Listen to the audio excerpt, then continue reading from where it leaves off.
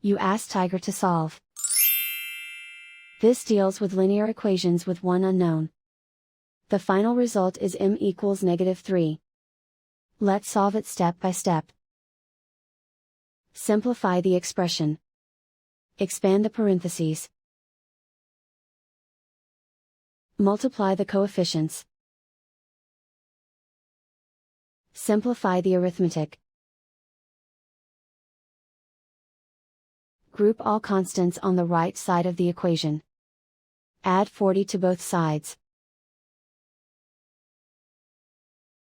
Simplify the arithmetic.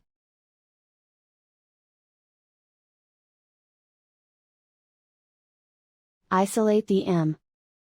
Divide both sides by -16. Cancel out the negatives. Simplify the fraction.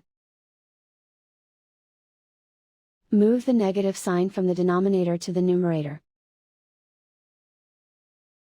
Find the greatest common factor of the numerator and denominator. Factor out and cancel the greatest common factor. And so the final result is m equals -3.